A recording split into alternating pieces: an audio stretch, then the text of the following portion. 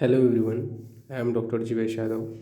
तो आज की क्लास में हम जो है गोविंद पारिक के तुलनात्मक अध्ययन का 71 नंबर का जो पेज है वो डिस्कस करेंगे। तो स्टार्ट करते हैं आज की जो क्लास है वो। तो सबसे पहले हृदरोग के कारण क्या होते हैं, किस वजह से हृदरोग की उत्पत्ति होती है। तो हृदरोग का जो कारण है वो क्या है, रस दुष्टि को बताया गया। जो रस की दुष्टि होती है उस वजह से क्या है, हृदरोग की उत्पत्ति होती है। फिर उल्बक रोगों की तुलना कर सकते हैं, किससे कर सकते हैं, तो एस्पिरेशन जो निमोनिया होता है, ठीक है, उल्बक रोगों की जो तुलना है वो किससे कर सकते हैं, एस्पिरेशन जो निमोनिया है उससे मेनली उल्बक रोगों की तुलना की जा सकती है। फिर उल्व क्या है, तो उल्व मेनली वर्निक्स जो केसियोसा होता है उसको क्या कहते हैं, उल्व कहते हैं। किसको बोलते हैं, उल्व, तो वर्निक्स केसियोसा को मेनली उल्व कहा जाता है, ये आपको याद रखना है। फिर बात करते हैं त्रिविध परीक्षा। तो त्रिविध परीक्षा के विषय में यहाँ पे अपन बात करते हैं। तो त्रिविध परीक्षा के विषय में यहाँ पे आपका क्या बोला गया है, आचार्य जो वांग भट्ट जी हैं उन्होंने क्या है, त्रिविध परीक्षा के अंतर्गत दर्शन, स्पर्शन और प्रश्न, ये तीन को रखा है, ठीक है। दर्शन, स्पर्शन, प्रश्न है।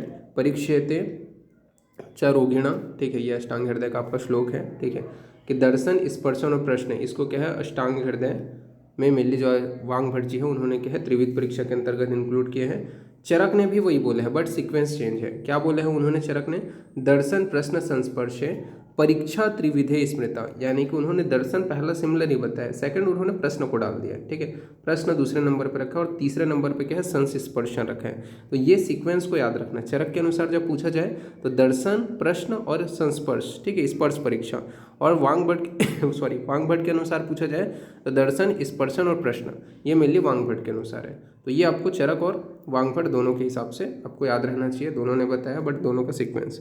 फिर चतुर्विध परीक्षा के विषय में बात करते हैं। तो जो चतुर्विध परीक्षा है, आचार्य चरक ने क्या बोला है, चतुर्विध परीक्षा के अंतर्गत आप्तोदेश, प्रत्यक्ष, अनुमान और युक्ति, ठीक है, ये क्या है, चरक ने सूत्र स्थान में आपका बताया है कि मेनली चतुर्विध परीक्षा के अंतर्गत क्या आता है, आपका आप्तोदेश, अनुमान, प्रत्यक्ष और युक्ति, ठीक है। भाव प्रकाश ने चतुर्विध परीक्षा के अंतर्गत नेत्र, नाड़ी, मूत्र और जीवा को रखा है, ठीक है। तो नेत्र की परीक्षा, नाड़ी की परीक्षा, मूत्र की परीक्षा और जीवा की परीक्षा, यह आचार्य भाव प्रकाश के अनुसार क्या है, चतुर्विध परीक्षा के अंतर्गत आपका आता है। देन आगे बढ़ते हैं। तो षड्विध परीक्षा के विषय में बात करते हैं। तो षड्विध परीक्षा के विषय में आचार्य सुश्रुत ने बताया है और उन्होंने क्या बोला है, षड्विधो ही रोगाणाम विज्ञो न उपाय तद्यथा पंचाभि श्रोतादिभि प्रश्ननेन चेति, ठीक है। तो ये मेनली आपके क्या है, षड्विध जो परीक्षा उसका वर्णन आचार्य सुश्रुत ने किया है, तो ये आपको याद रहना चाहिए, ठीक है। फिर बात करते हैं अष्टविध परीक्षा के विषय में। तो अष्टविध परीक्षा में क्या बोला गया, तो अष्टविध परीक्षा का जो वर्णन है वो योग रत्नाकर ने किया है और योग रत्नाकर ने क्या बोला है, रोगाक्रांते शरीरस्य स्थान अष्टे परीक्षेते नाड़ी, मूत्रम, मलम, जीवा, शब्द, संस्पर्श, आकृति, ठीक है। तो मतलब यहाँ भी ये बोला गया है कि आपका जो अष्टविध परीक्षा उसके अंतर्गत नाड़ी, मल, शब्द, नाड़ी हो गया, मल, मूत्र, नाड़ी, मूत्र, मल, जीवा, शब्द, स्पर्श, नेत्र तथा आकृति, ये क्या है आपके अष्टविध परीक्षा के अंतर्गत आते हैं योग रत्नाकर के अनुसार, ठीक है। तो कोटेशन को याद रखना, रोग कांते शरीर से स्थान अष्ट परीक्षित नाड़ी, मूत्र, मल, जीवा, शब्द, स्पर्श, आकृति, ठीक है, ये आपके क्या है अष्टविध परीक्षा के अंतर्गत आता है, नाड़ी, मूत्र, मल, जीवा, शब्द, स्पर्श, नेत्र, आकृति, ठीक है। तो ये अष्टविध परीक्षा हो गया। देन आगे बढ़ते हैं। तो आगे आपका क्या है, दसवीं परीक्षा के विषय में बताया गया। तो दसवीं परीक्षा में क्या बोला गया, आचार्य चरक ने मिली दसवीं परीक्षा के अंतर्गत प्रकृति, विकृति, सार, सहनन, प्रमाण, सातम्य, सत्व, आहार शक्ति, व्यायाम शक्ति और वह परीक्षा बताया, ठीक है। तो दसवीं परीक्षा के अंतर्गत चरक ने क्या है, प्रकृति, विकृति, सार, सहनन, प्रमाण, सातम्य, सत्व, आहार शक्ति, व्यायाम शक्ति और वह परीक्षा, इनको क्या है दसवीं परीक्षा के अंतर्गत आचार्य जो चरक है उन्होंने बताया। फिर बात करते हैं अपन लोग तैल बिंदु मूत्र परीक्षा का सर्वप्रथम वर्णन योग रत्नाकर ने किया है, ठीक है। तो तैल बिंदु जो मूत्र परीक्षा उसका सर्वप्रथम जो वर्णन है वो किसने किया है, योग रत्नाकर ने जी ने किया है। इसके अलावा वांग भट्ट का क्या कहना है, तो वांग भट्ट ने बोला है रोगा सर्वे अपि अपि मंदो मंदे अग्नय कथम, ठीक है, ये मेनली कथन जो है किसने बोला है, वांग भट्ट ने बोला है कि रोगः सर्वे अपि मंदे अग्ने, यह जो कथन है किसने बोला है, तो आचार्य वांग भट्ट का है, ठीक है। फिर बोलते हैं अपन आगे बढ़ते हैं। तो षड क्रिया काल सुश्रुत संहिता के सूत्र स्थान के अध्याय 21 में व्रण प्रश्ननीय अध्याय में मेनली वर्णित है। षड क्रिया काल का जो वर्णन है वो सुश्रुत संहिता के कौन से अध्याय में, 21 जो आपका चैप्टर है, ठीक है, व्रण प्रश्नीय अध्याय, उसमें मेनली जो है आपका षड क्रिया काल का वर्णन आचार्य सुश्रुत ने किया है। तो ये चीज़ आपको याद रहना चाहिए। फिर वृहण चिकित्सा के विषय में बात करते हैं, तो वृहण चिकित्सा भी समन चिकित्सा ही है, ठीक है। वृहण चिकित्सा भी क्या है, समन चिकित्सा ही है। किसका कथन है, वांगभट्ट का, ठीक है। वांगभट्ट ने क्या है, वृहण चिकित्सा को समन चिकित्सा ही बोला है, ठीक है। ये किसका कथन है, वांगभट्ट का, कि वृहण चिकित्सा समन चिकित्सा है। कश्यप ने मिली आम को भी कफजननात्मक विकार माना है, ठीक है। तो आचार्य जो कश्यप है उन्होंने आम को भी क्या है, कफजननात्मक विकार माने हैं। तो ये आपको याद रखना है, कश्यप ने क्या, आम को भी कफजननात्मक विकार माने हैं। प्रतिश्याय एवं कास में किसी धातु की दुष्टि होती है, किस धातु की दुष्टि होती है, तो प्रतिश्याय एवं कास में मेनली रस धातु की दुष्टि होती है। तो प्रतिश्याय एवं कास में जब पूछा जाए कौन सी धातु की दुष्टि होती है, तो रस धातु की मेनली दुष्टि होती है। देन आगे बढ़ते हैं, तो आगे आपका क्या बोला गया, रक्त पित्त में किस पित्त की दुष्टि होती है, तो रक्त पित्त जो होता है, रक्त पित्त जो होता है, ठीक है, उसमें किस पित्त की दुष्टि होती है, तो रंजक पित्त की दुष्टि होती है। तो रक्त पित्त में किस पित्त की दुष्टि होती है, तो रंजक पित्त की दुष्टि होती है। पांडु में किस पित्त की दुष्टि होती है, तो पांडु में मेनली साधक जो पित्त है उसकी दुष्टि होती है। तो पांडु रोग में किस पित्त की दुष्टि होती है, साधक पित्त की दुष्टि होती है। इसके अलावा देवनगरी में क का अर्थ जल तथा ख का अर्थ आकाश व च का अर्थ पित्त को लिया गया है। तो ये चीज़ याद रखने की, देवनगरी में क का अर्थ क्या है, जल को, ख का अर्थ आकाश को, च का अर्थ पित्त को, पित्त से लिया गया है, ठीक है। तो ये आपको याद रखना है। फिर बात करते हैं, छत छीण और वात व्याधि में पूर्व रूप वर्णित नहीं है, ठीक है। ये आपको याद रखना है, जो छत छीण है और आपका जो व्यात व्याधि है उसमें पूर्व रूप जो है वर्णित नहीं है। इसमें आपका जो है बोला गया है, जैसे कि चरक चिकित्सा में आपका क्या बोला गया, छत छीण के विषय में अव्यक्तम लक्षणम तस्य पूर्व रूपम मिति स्मृता, यानी कि जो लक्षण है वो अव्यक्त होते हैं, ठीक है। तो पूर्व रूप का पूर्ण रूप से वर्णन नहीं है, ठीक है। इसके लक्षण क्या, अव्यक्त बता दिए। ये क्या है आपका चरक चिकित्सा में बोला गया छत छीण के विषय में। वात व्याधि में भी वही बोला गया कि अव्यक्त लक्षण तेसा पूर्व रूपम मिति स्मृता, ठीक है। तो यहाँ पे आपका एक वचन है, ठीक है, तस्य बोला गया है, ठीक है, तस्य, ये याद रखना, तस्य। और यहाँ पे बहुवचन है, तेषा, यानी कि बहुवचन है, ठीक है। तो वात व्याधि में बहुवचन का यूज हुआ है, ठीक है, कि अव्यक्त लक्षण तेसा पूर्व रूपमिति स्मृता।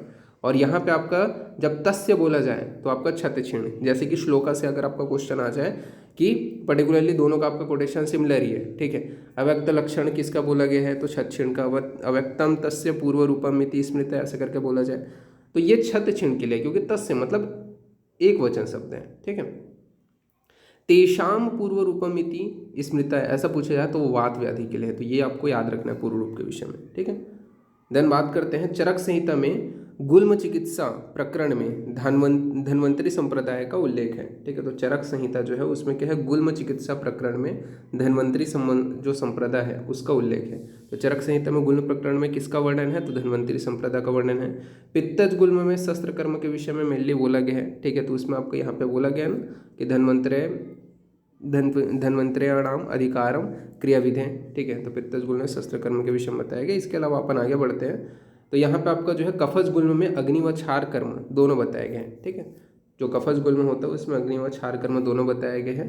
तो यहाँ पे आपका बोला गया ना, दाहे धन्वंतरेणाम मात्रापि भीषजा बलम क्षार प्रयोग भीषजा क्षार प्रयोग भीषजा क्षार तत्र विदा बलम, ठीक है। तो ये मेनली आपका जो कफज गुल्म है उसमें अग्नि व क्षार कर्म दोनों करने हैं। फिर आर्तव को क्या है, अष्ट धातु माना है भाव प्रकाश ने। तो आर्तव को क्या है, अष्ट धातु माना है, किसने, भाव प्रकाश ने। भाव प्रकाश ने क्या है, आर्तव को अष्ट धातु माना है।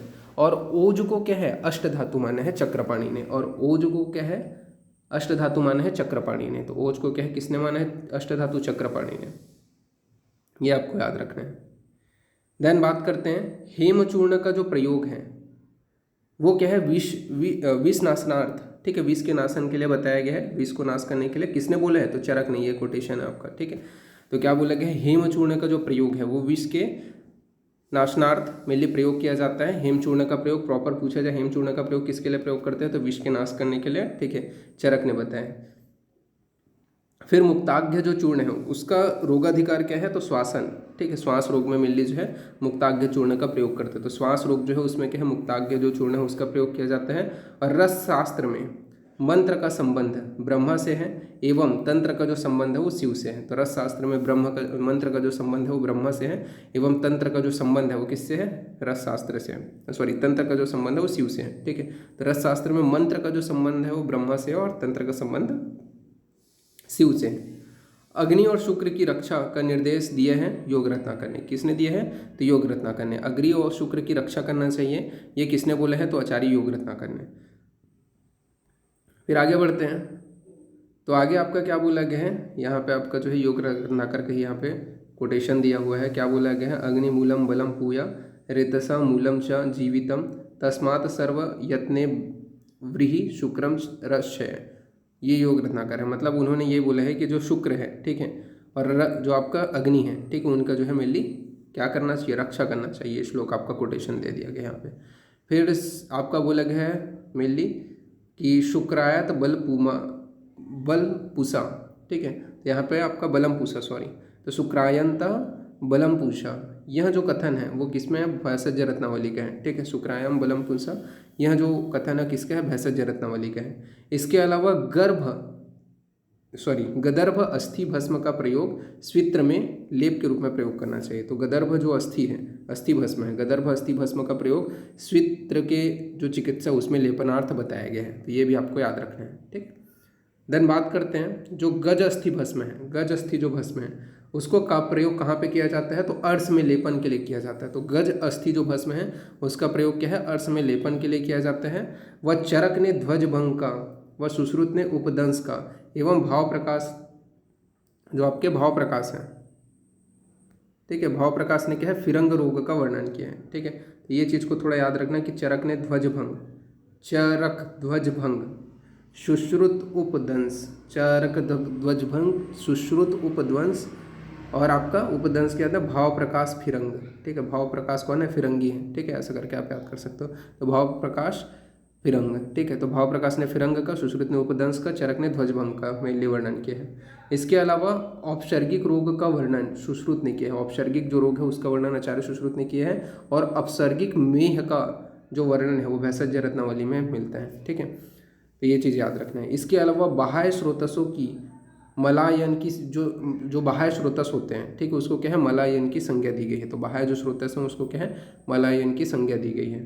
इसके अलावा आवर्चीन मतानुसार कुल जो पेशी हैं उनकी संख्या कितनी बताई गई है? ठीक है, तो आपका 19, ठीक है, 519 ये मिल क्या आवर्चीन मतानुसार पेशियों की संख्या है।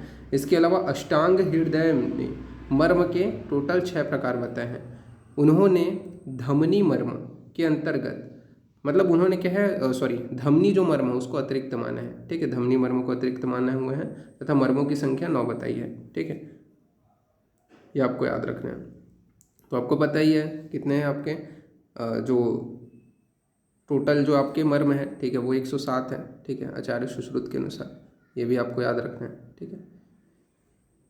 तो यहाँ पे आपका जो है क्या बोला गया है? तो मर्म के जो प्रकार हैं 6 हैं, वो धमनी मर्म अतिरिक्त हो गया, इसके अलावा विषलग्न हो गया, वैकल्यकर हो गया, रुजाकर हो गया, सद्य प्राणहर मर्म हो गया, ठीक है, कालांतर प्राणहर मर्म हो गया।